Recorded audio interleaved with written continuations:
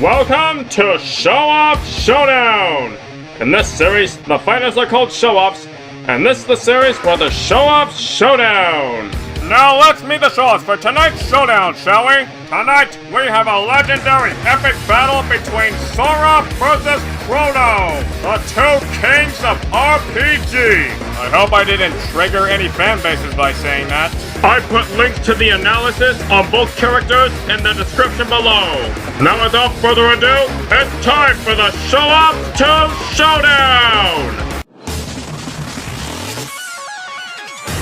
Get ready for the next battle.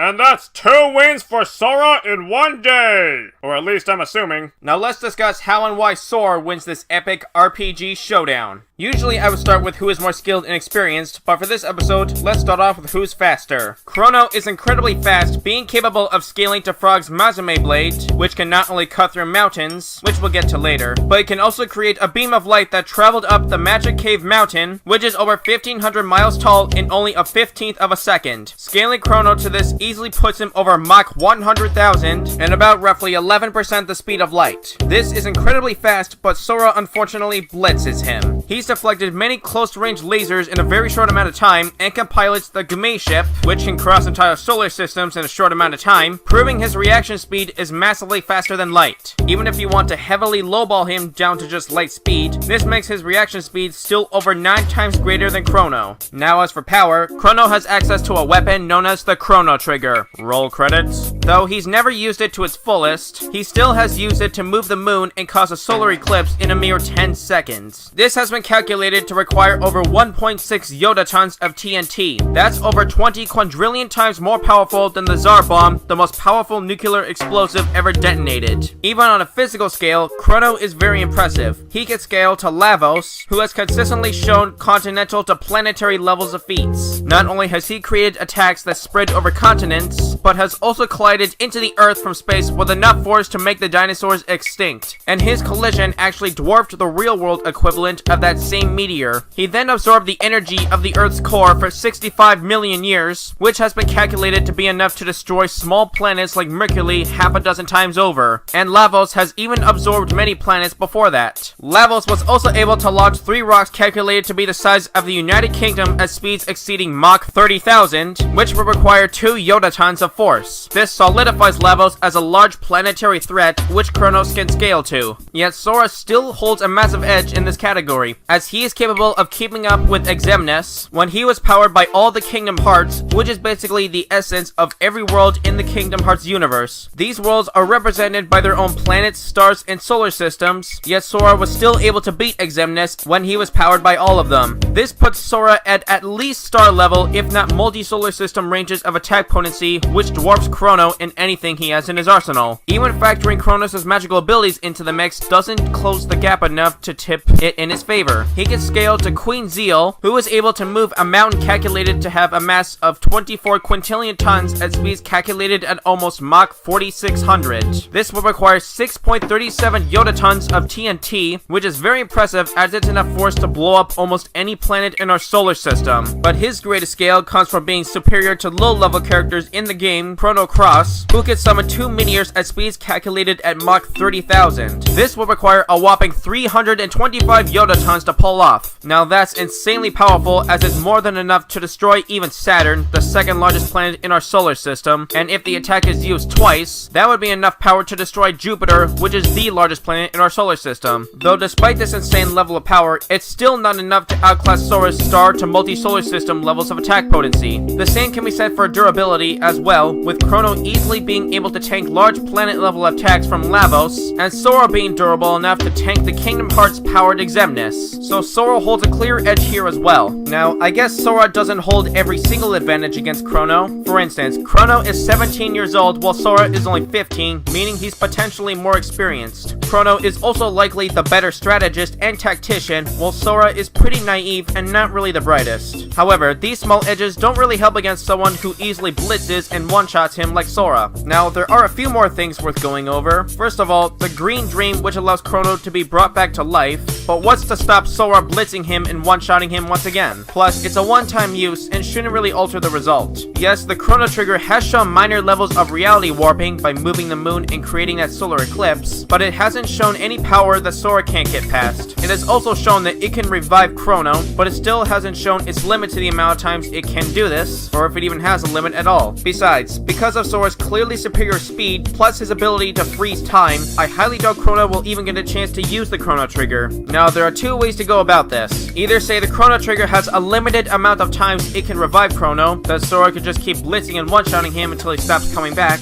or you could say it can bring Crono back an unlimited amount of times, which would be really unfair ability to include. If one character completely outclasses the other, and the only way his opponent even stands a chance is to just keep coming back to life over and over until the stronger character dies, then the one who keeps resurrecting isn't really deserving of a win. Besides, because Sora would just be killing him every single time he comes back to life, it would technically be considered torture. Now, infinite resurrection isn't a fair ability to include in versus debating, as it basically guarantees that a character with this ability can never lose, so it's only fair that a character who can come back to life an infinite amount of times is considered to have lost the battle within the first death, unless the way they can keep coming back has an exploitable way to stop it altogether. For example, the gems from Steven Universe being able to reform so long as their gems are intact. Sorry that tangent went on for a while, but anyway, while Crono would try his best to put up a good fight, Sora's complete physical edge was the key to his victory. So in the end, let's hope that Crono fans aren't too triggered. At least not as much as other Toriyama characters. The winner of this battle is Sora. Now before we wrap this up, I'd like to give a special thanks to the MLG Avocado for scripting this episode, and I'd also like to give a super special thanks and shout out to the animator of this battle, Chrono Studios. He did an excellent job animating tonight's battle, so if you like what you see, then go check out his channel and subscribe.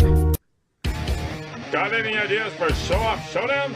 Then let me know in the comments below, and hopefully, I just might do them. Now stay tuned for the next episode of Show-Off Showdown!